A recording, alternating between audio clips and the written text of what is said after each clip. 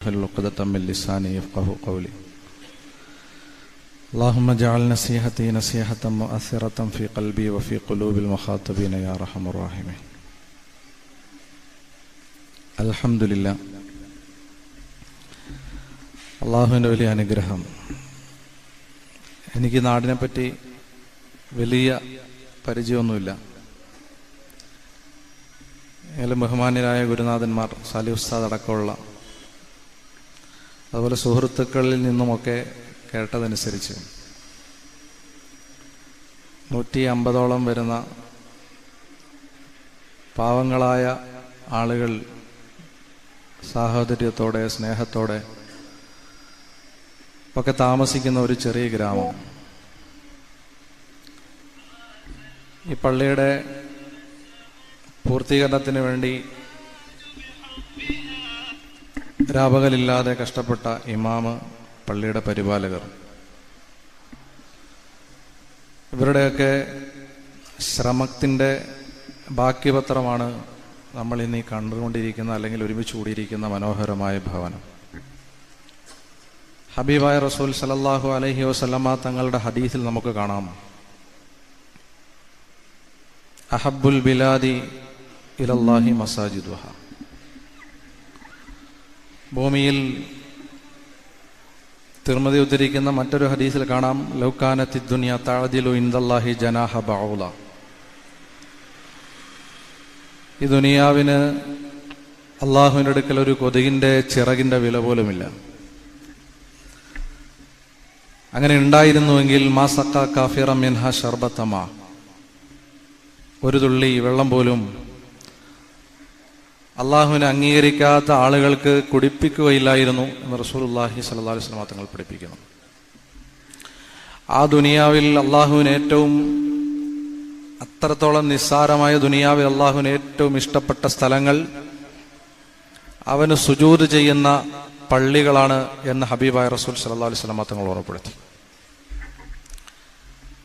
പള്ളികൾ വെറുതെ നമസ്കരിക്കുവാനോ അല്ലെങ്കിൽ ജമാഅത്തുകൾ വരുമ്പോൾ കൂടിയിരുന്ന ദീനിന്റെ കാര്യങ്ങൾ ചർച്ച ചെയ്യുവാനോ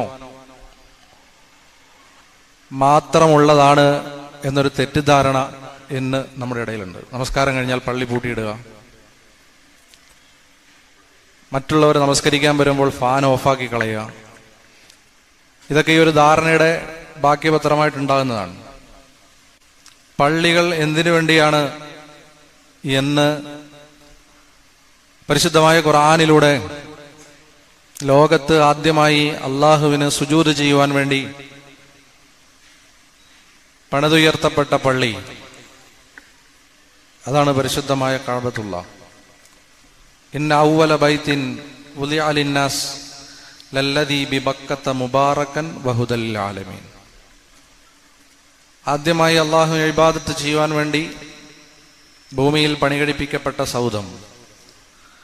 അതിനെപ്പറ്റി പറഞ്ഞപ്പോൾ അള്ളാഹു രണ്ട് കാര്യങ്ങളാണ് പറഞ്ഞത്.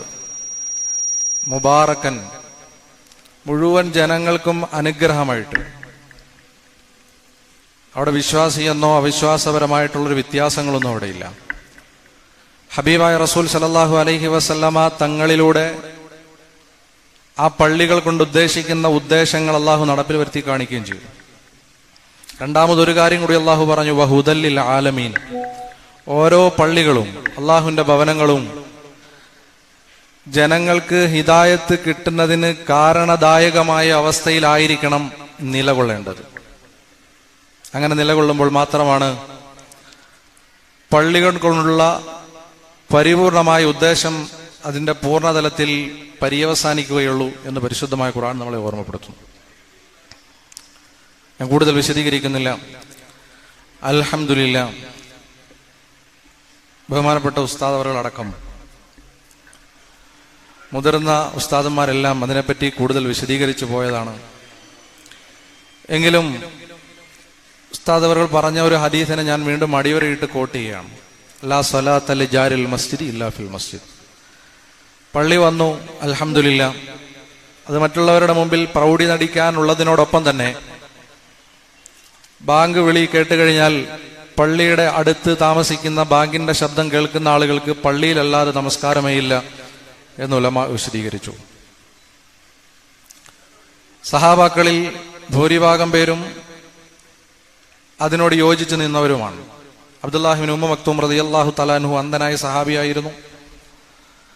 അന്ധത പള്ളിയിൽ വരാൻ തടസ്സമായതിന്റെ പേരിൽ തനിക്ക് പള്ളിയിൽ വരാതെ വീട്ടിൽ നിന്ന് നമസ്കരിക്കാൻ അനുവദിക്കണം എന്ന് ഹബീബായ റസൂൽ സല്ലല്ലാഹു അലൈഹി വസല്ലമ തങ്ങളോട് ആവശ്യമുന്നയിച്ചപ്പോൾ, ബാങ്കിന്റെ ശബ്ദം കേൾക്കുന്നുണ്ടുവെങ്കിൽ പള്ളിയിലല്ലാതെ നമസ്കാരമേ ഇല്ല എന്ന് പറഞ്ഞ് തിരിച്ചയക്കുകയാണ് അബ്ദുല്ലാഹിബ്നു ഉമ്മ മക്തൂം റളിയല്ലാഹു തആല അൻഹു എന്ന അന്ധനായ സഹാബിയോട് നബി സല്ലല്ലാഹു അലൈഹി വസല്ലമ തങ്ങൾ ചെയ്തത്.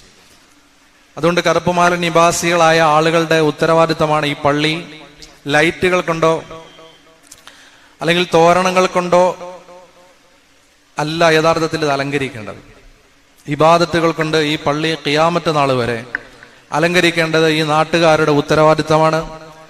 ആ ഉത്തരവാദിത്തം ഏറ്റെടുക്കുകയും വളർന്നു വരുന്ന തലമുറയ്ക്ക് അത് പകർന്നു നൽകി ഇതിനെ ഒരു കെടാവിളക്കായി നിലനിർത്തുകയും ചെയ്യേണ്ടത് ഈ നാട്ടിലെ ആളുകളുടെ ബാധ്യതയാണ്. അല്ലാഹു സുബ്ഹാനഹു വ തആല പള്ളികൾ കൊണ്ട് എന്താണോ ദുനിയാവിൽ അല്ലെങ്കിൽ ലോകത്തുണ്ടാകണമെന്ന് ആഗ്രഹിച്ചത്, ആ ഉദ്ദേശ ലക്ഷ്യങ്ങൾ നമ്മളിലൂടെ പൂർത്തീകരിക്കുന്ന അവസ്ഥയിൽ നമ്മളുടെ പ്രവർത്തനങ്ങളെ കബൂലാക്കട്ടെ.